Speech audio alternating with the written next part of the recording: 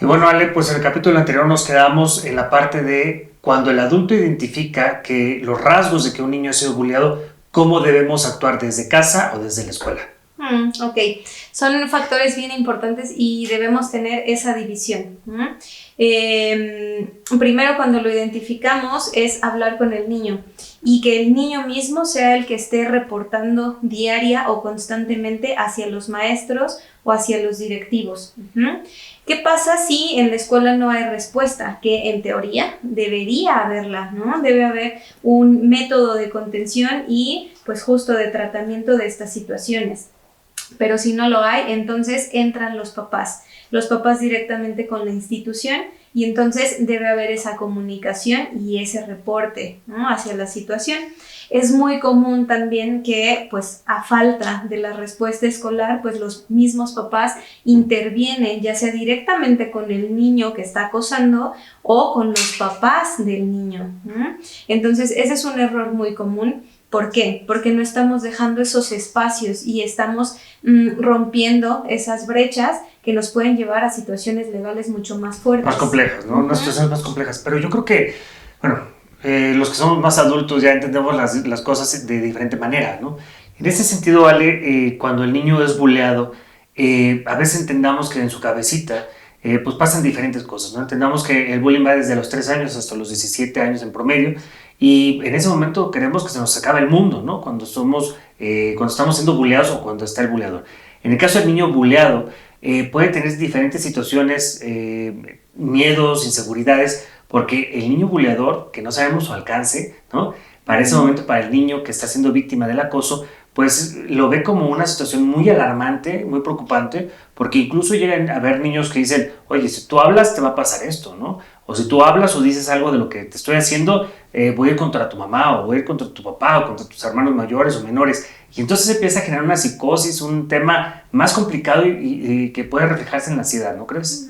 Sí. Justo a través de las amenazas es como empiezan a incrementar los niveles de ansiedad, ¿no? Y ahorita me está llegando a la mente justo estos cambios conductuales en los niños, desde cambios de humor, ¿no? El que se hagan de la pipí en la cama, ¿no? Cuando son niños más pequeños, incluso durante toda esta etapa, ¿no? Entonces, bueno, es importante esa parte, pero pues aquí nos vamos a desviar un poquito hacia la comunicación. Vemos que en realidad el tema de comunicación es una base fundamental y que se va perdiendo desde los 3 años, ¿no? Necesitaríamos otro episodio para eso, pero a grandes rasgos la comunicación se bloquea desde que los niños van en el kinder, ¿no? Y entonces llegan los niños bien contentos de la escuela y entonces, fíjate, mamá, papá, que pasó esto y Juanito le pegó a Pedrito o pasó X situación, ¿no? Y entonces los papás tenemos dos conductas muy comunes. Por un lado son los prejuicios, ¿no? Y entonces empezamos a cuestionar o a juzgar, ¿no? Ay, pero ¿en dónde estaba la maestra? ¿Y tú qué estabas haciendo aquí? ¿No? ¿Por qué no te fuiste a otro lado? ¿Por qué no avisaste? Bla, bla, bla. Entonces el niño en su cabecita es como de, a ver, espérate, si yo nomás te estoy pasando el chisme, ¿no? Y ya va a salir regañado, mejor ya no te cuento nada. Claro. Por el otro lado, es que los papás pues están haciendo otra cosa, ¿no? Yo siempre les digo que están haciendo cualquier babosada y muchos papás se enojan, pero les digo es que en realidad es eso, porque no estás priorizando al niño, no estás priorizando esa escucha, ¿no? Desde el hecho de estar en el celular ahora, ¿no? O estar en la televisión y entonces como, ajá, sí, fíjate, ¿no? Y entonces el niño, claro que se da cuenta de que no hay atención.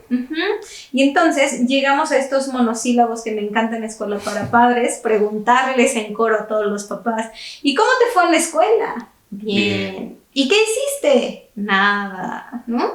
Y entonces se pierde la comunicación desde allá atrás. Claro que en estas situaciones pues es importante empezar a retomarla a través de una escucha activa, porque si no el niño no se va a abrir. Y entonces, si no hay comunicación, no hay confianza. Y con los últimos que llegamos cuando hay situaciones tan fuertes, son con papá y mamá. Primero puedo llegar con mi orientador, con mi mejor amigo, incluso con los papás de mis amigos, ¿no? Claro. O con tíos con los que tenemos buena relación, pero con los últimos son papá y mamá, ¿no? Y en ese sentido, ¿cuál podríamos mencionar, si es el caso, que es la edad más vulnerable para que un niño o un adolescente esté absorbiendo patrones o conductas que está viendo en casa?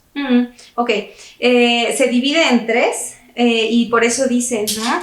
que los niños son como esponjitas, Claro. ¿no? Entonces, desde que nacemos hasta los 6 años de edad estamos absorbiendo todos esos patrones de funcionamiento de papá y de mamá. Los guardamos y los registramos aquí, en nuestra mente. De los 6 a los 12 años empezamos a probar y a descartar, ¿no? Y yo siempre les pongo este ejemplo, en donde tal vez yo veo que mamá está en ansiedad y entonces está come y come y come y come, ¿no? Registro ese patrón, pero veo que cuando papá está estresado, pues se queda frente al televisor, ¿no? Durante horas y horas. Entonces, entre los 6 a los 12 años, no sé, en un examen o en una situación de un proyecto complicado, entonces voy a probar la primera, ¿no? Pues me voy a poner a comer dulces, ¿no? Registro qué tanta satisfacción me genera y guardo esa información. En la siguiente ocasión que tenga alguna situación también donde me genere estrés, entonces me voy a quedar frente al televisor. Y entonces, ya que tengo esas dos situaciones registradas, inconscientemente voy a elegir cuál es el que se queda conmigo y cuál voy a desechar. Y a partir de los 12 años, en realidad estamos repitiendo esos patrones con los que hemos funcionado desde hace mucho tiempo, ¿no? Claro que por eso es muy difícil, pues, romper patrones, ¿no? Porque están muy instaurados en nosotros. Ale, no sé si coincides conmigo, pero en la actualidad estamos viviendo una situación muy complicada, ¿no? El tema de los valores, la familia, el núcleo familiar como tal, se está perdiendo, ¿no? Con la pandemia el número de divorcios se incrementó considerablemente y con ello, pues, la pérdida de situaciones de la convivencia familiar, esta escucha y demás temas. En ese sentido, yo creo que es bien importante que entendamos ahorita y que mandemos ese mensaje, que de por sí los niños desde el 2020 tuvieron una situación diferente, algo que ni ellos ni nosotros entendíamos, qué significaba el aislamiento, por qué se dio, cuándo iba a terminar, por qué no podíamos ir a un restaurante, por qué no podíamos ir al parque, por qué no podíamos ver a familiares. Eso pudo generar un estrés en los niños que no necesariamente lo platicaron. Y el tema de la escuela después, el hacerlo virtual, pues generó también muchos estrés y muchas complicaciones en varios de estos niños. Y desafortunadamente, pues se generaron muchos divorcios, por lo menos en México, y el Estado de México es el estado que mayores divorcios se generó, y yo soy parte de las estadísticas, lamentablemente. En ese sentido es cómo, como padres divorciados o padres separados, podemos realmente ayudar o debemos actuar correctamente. ¿Qué podemos hacer ahí? Sí, justo regresamos a esta parte, ¿no? De la lucha de poder, ¿no? Sí. Y entonces es una situación bien fuerte, ¿no? Cuando los niños se quedan con mamá o con papá, pero esa persona está estable, los niños crecen maravillosamente, ¿no? Desafortunadamente, pues la mayoría de personas no vamos a terapia, ¿no? O por lo menos en México no es algo que esté normalizado, ¿no? Está muy satanizado. Y entonces es como, pues es que ir a terapia es para locos, ¿no? Cuando en realidad todos deberíamos estar en terapia. ¿Por qué? Porque justo entre estos 5 y 6 años de edad, cuando nosotros trabajamos eso en nuestra terapia, en nuestra infancia, empezamos a disminuir los niveles de rivalidad y de competencia con papá y con mamá. Cuando no lo sanamos, cuando no lo trabajamos, entonces lo proyectamos ya como adultos en todos lados. Y entonces por eso salen estos memes en Facebook de que aquí en el campo laboral, ¿no? Y es un nido de víboras, ¿no? Porque justamente se da esto, ¿no? Es esta rivalidad y esta competencia que evidentemente la escuela pues es parte de eso, ¿no? Porque es una proyección también, ¿no? Es como si, les digo a mis pacientes, es como si la casa de la infancia en la entrada tuviera un cañón o un proyector justo en la puerta y entonces todo lo que vives en tu casa dentro lo estás proyectando allá afuera. Totalmente. Con diferentes personajes en diferentes escenarios, pero se va a repetir y repetir y repetir hasta que tengas la fortaleza y la capacidad de sanarlo, ¿no? Ya sea allá afuera o allá adentro, ¿no? Y en ese sentido, Ale, como adultos, ¿qué debemos hacer? O sea, yo lo dividí en dos partes, si me permites, y es la parte desde el núcleo familiar, una familia normal que está unida, cómo abordar el tema y cómo trabajarlo con los hijos, y estas familias disfuncionales, lamentablemente en este momento, cómo debemos abordar y trabajar el tema con nuestros hijos. Ok, sí, es un tema complejo, ¿no? Claro. De per se es complejo, ¿no? En una familia, pues con más comunicación, con más probabilidades, más defensas, pues claro que va a ser algo mucho más sencillo, ¿no? Es como en el caso, por ejemplo, de abuso sexual y violaciones, ¿no? Cuando los papás apoyan y tiene el niño la credibilidad frente a ellos y lo defienden y lo acompañan, entonces el niño tiene muchísimas más probabilidades de salir adelante más rápido. Pero ¿qué pasa cuando dicen, no es cierto, eso no pasó, eres mentiroso? Y pasa lo mismo con esta parte del bullying, ¿no? Pues era broma, no aguantas nada, ¿no? Tienes que hacerte fuerte. Entonces, pues claro que el niño pues va a crecer sin estas defensas y va a ser mucho más complejo. Y aquí, en la parte disfuncional, me iría también a un tema bien importante que no solo sería en el tema de los hijos, sino en el trabajo y en miles de cosas. El hecho de que los papás de pronto o los adultos hacemos cosas porque las tenemos que hacer, ¿no?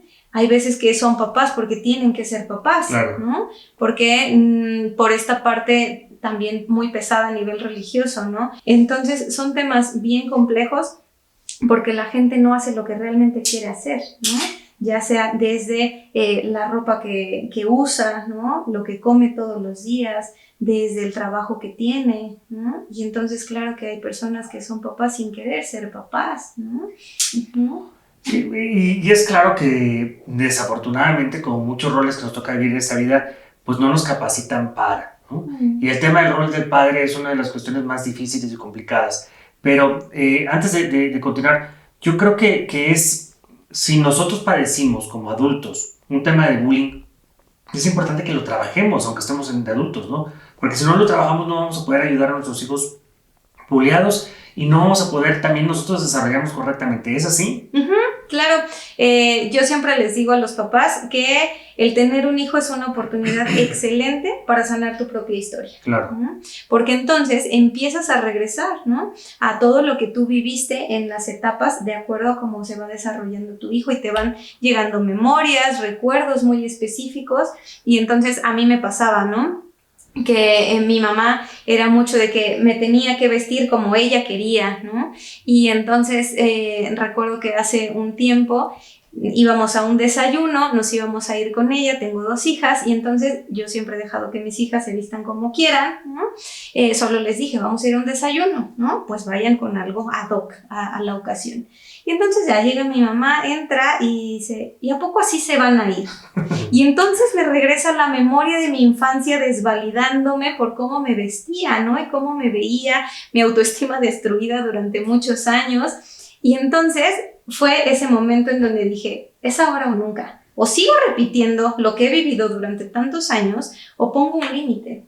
Entonces tomé la segunda gracias a 7 años de terapia y entonces le dije, bueno, si quieres que vayamos contigo, nos vamos así. Y si no, no te preocupes, ahorita me voy en mi auto y no pasa nada, ¿no? Te alcanzamos allá.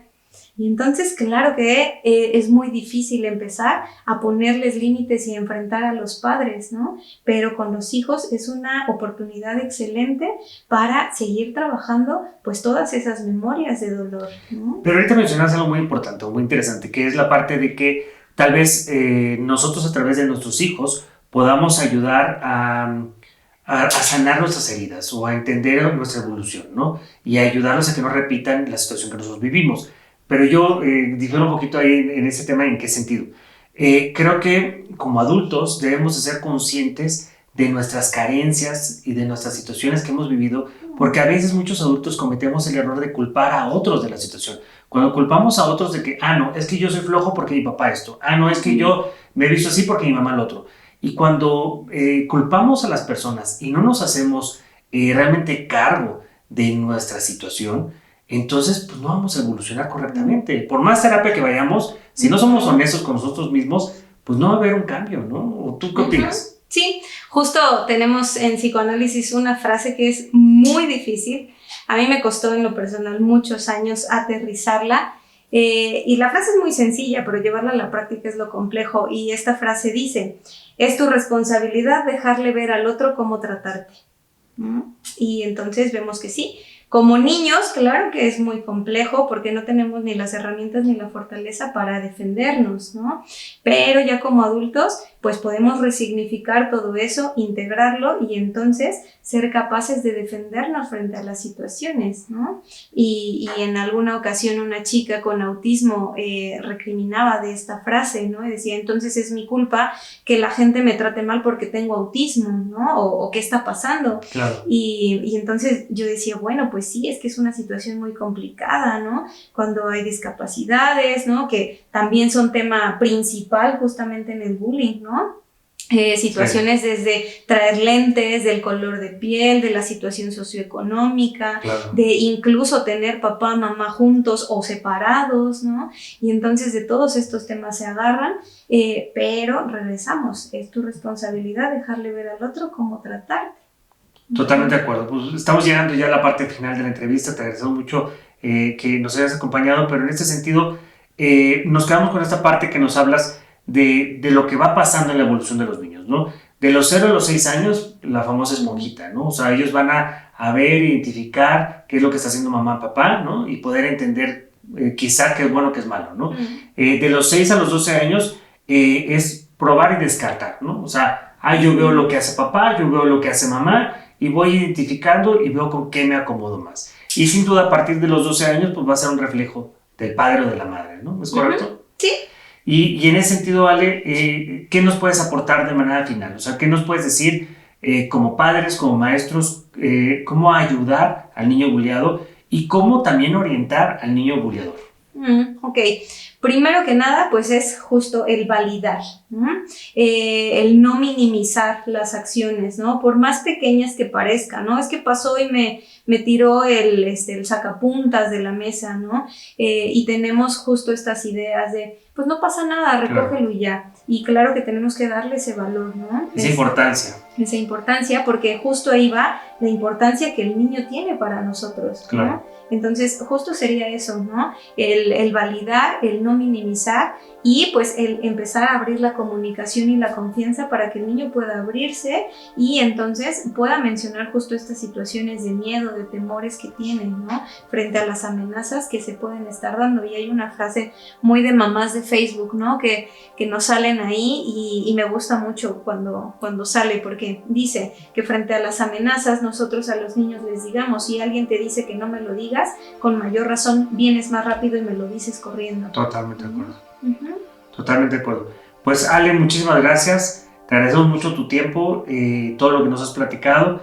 Esto es Empezando la Entrevista. Estamos platicando de bullying con la psicóloga Alejandra Nava. Les pedimos que se suscriban aquí en la campanita, que si les gustó el tema nos pasen sus comentarios. Ale y un servidor estaremos respondiendo también ahí los comentarios en YouTube. Y recuerden que estamos en YouTube, en Spotify y en todas las redes sociales. Aquí van a estar apareciendo nuestras redes. Y también recordarles que están apareciendo las redes y toda la información de Ale para que la puedan contactar. Muchas gracias, Ale. Gracias a ustedes.